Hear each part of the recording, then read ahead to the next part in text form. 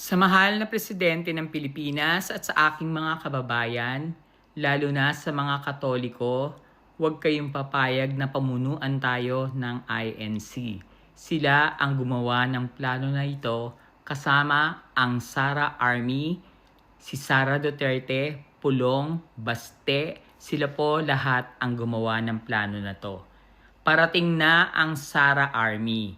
Nagbigay na ng hudyat si Eduardo Manalo bukas na lusubin ang Camp Aguinaldo at Camp Crame. Maraming reservists sa loob ng Camp Aguinaldo at Camp Crame na INC. Ngayon pa lang ay kunin nyo na lahat ng impormasyon sa loob ng Camp Aguinaldo at Camp Crame ng mga INC na naka-ready na rin lumaban sa paglusob bukas ng Sara Army at INC.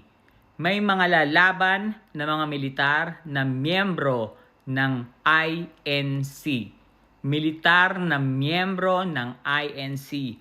Bukas lulusob sila sa Malacanang pagkatapos nilang lumusob sa Camp Aguinaldo at sa Camp Crame.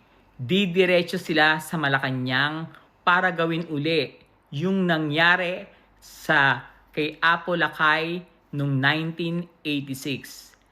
Tandaan nyo, bukas lulusob sila sa Camp Aguinaldo at Camp Crame. Pagtapos nilang lumusob sa Camp Aguinaldo at Camp Crame, didiretso silang lahat sa Malacanang para pababain ang presidente.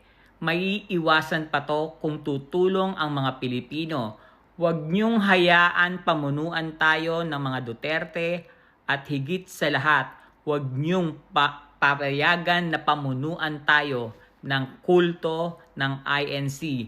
Mga Katoliko, bumangon, lumaban. Huwag kayong matakot, kaya pa natin yan.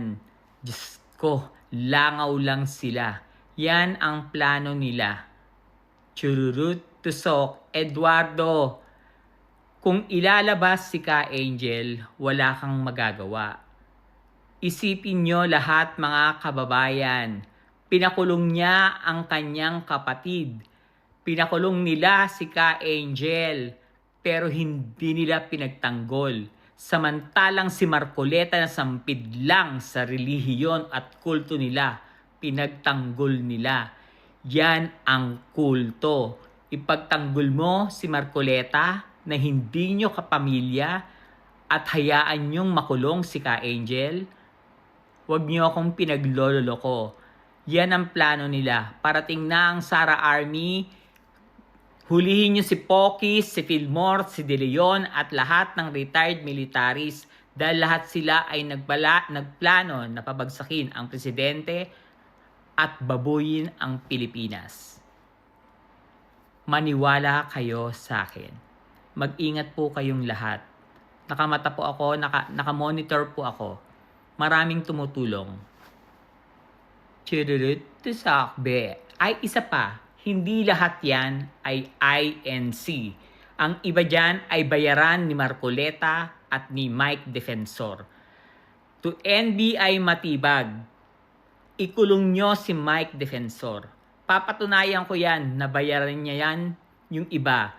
Hindi INC yung iba dyan. Hindi ganun karami pupunta ang INC. Defensor, sa kan demonyo at Marcoleta, aw. Che, alam mo naman talaga malilinis sa mga sindikato naman. Paimbestigahan niyo yung costume.